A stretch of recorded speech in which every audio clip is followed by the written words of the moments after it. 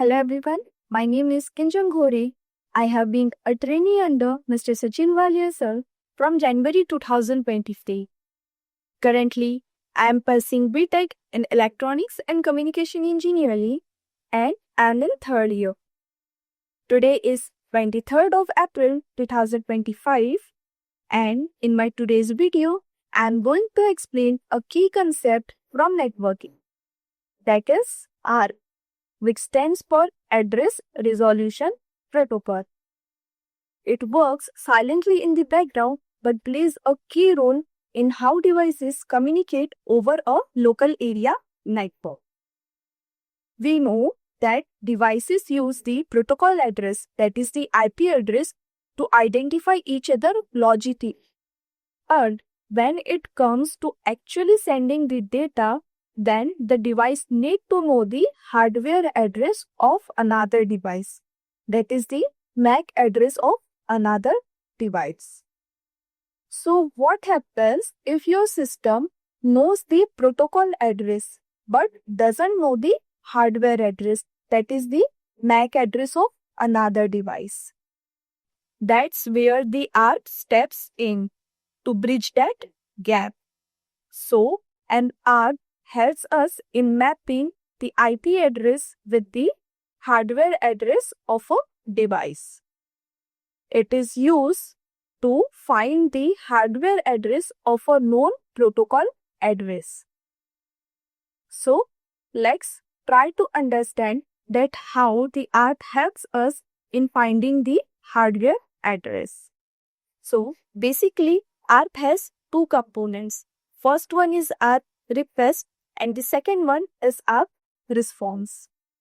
ARP request is a broadcast message which is sent to all the PC or devices over a local area network. An ARP request is like a message asking for who has this protocol address. Then the device which will have the same protocol address will reply back or will give the response that yes, this is my protocol address and here is my hardware address. And this way we get the ARP response. So ARP request was a broadcast message, whereas the ARP response is an unicast message because it is directly sent to the sender. So in this way we will get the hardware address of another device.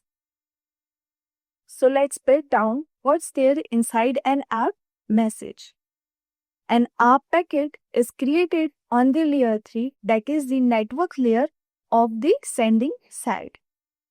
On the network layer, we create the ARP packet which consists of the protocol addresses like the source protocol address and destination protocol address, which is also called as SIP and DIP.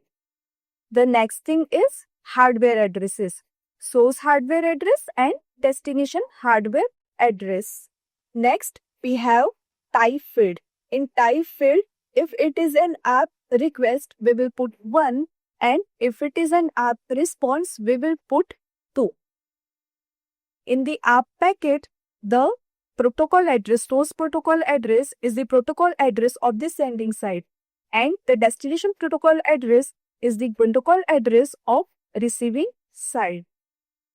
In the source hardware address, we will put our own MAC address and in the destination hardware address, we will keep it blank because we don't know the hardware address of our destination. Next, when this ARP packet is encapsulated on the layer 2, header is added there. So in header, we have source hardware address and destination hardware address. Then we have type field. In the source hardware address, we will put our own MAC address. In the destination hardware address, since the ARP request is a broadcast message, the destination hardware address or in the Ethernet frame will be all F because it is a broadcast message. In the type field, if when it was the IP packet earlier, we used to keep it 0800, but now it is an ARP packet. So we will put the type field as 0806. 6. This is how Ethernet frame is created, and then it is sent over the local area network or it is broadcasted there. Now, after broadcasting the frame over all the PCs in the local area network, the only PC which will have the same protocol address will accept and the others will drop the frame.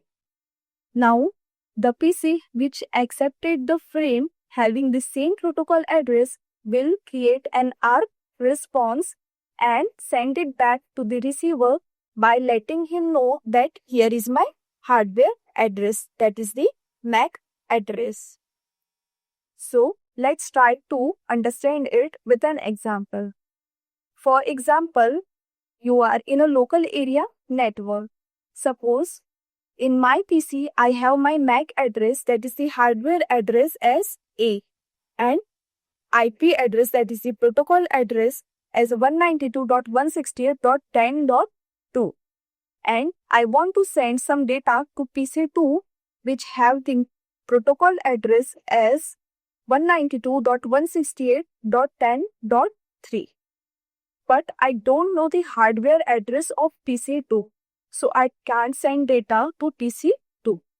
So to know the hardware address of PC2, first I need to do the ARP request. So what will I do? I will create an ARP packet in which I will put my protocol address in the source protocol address field. In the destination protocol address field, I will put the protocol address of PC2, that is 10.3. And then in the source hardware address, I will put my own hardware address, that is A. I will keep the destination hardware address field blank because I don't know the hardware address of PC2. Then in the type field, I will put 1 because it is ARP request.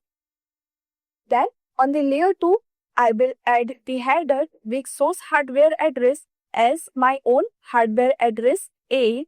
Then second, the destination hardware address, because I am going to broadcast this frame, then I will put the destination hardware address as all F.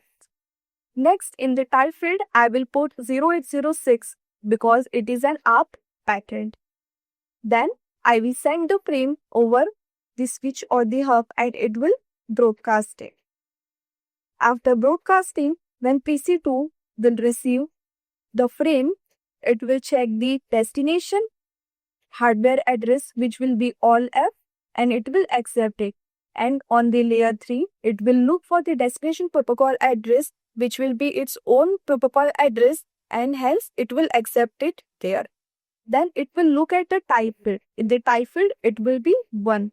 So the PC2 will know that it's an ARP request, that someone is requesting me for my hardware address. Then it will create an ARP response there by putting its hardware address field there and send it back to me. In this way, I will get that packet and will know that what is the hardware address of PC2.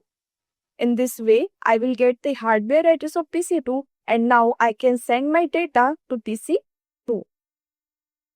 So this is how ARP works in a local area network. In example 2, let's suppose that I want to send some data to a PC which is in another network. So we know that to connect multiple networks, routers are used. So router will be in the between, and to send some data to in the another network, I need to first know the MAC address, that is the hardware address of the router. So I can't directly ARP request the PC in the another network. Instead, first I need to ARP for the default gateway. First I will get the hardware address of the default gateway, then only I can send my data in the another network. So similarly, like in the first example, I requested ARP for the PC2, but in this example, I will ARP request for the default gateway, that is the router.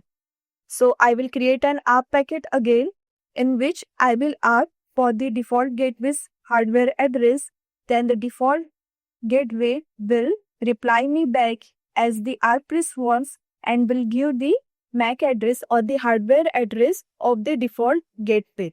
Then what will I do? I will send my all the data to the default gateway, and that default gateway will then transmit it further on the destination network. So this is how ARP works when the destination IP address or the destination protocol address is in the another network. So that's all for now. Let's summarize the points. The first thing, ARP is used when the protocol address is already known, but we don't know the hardware address of the device. The second thing is, ARP request is a broadcast message, whereas ARP response is an unicast message. The third thing is, when we are in a local area network, that is in the same network, then we can directly ARP the device, the receiving device. But if we are in the different network, then we can't directly ARP that device because it's in the another network. For that, we need to first ARP the default gateway. So that's all for now. If this video helps you in understanding this topic better, please like, share and subscribe, and let me know in the comment section which networking topic you want me to cover next. Thank you.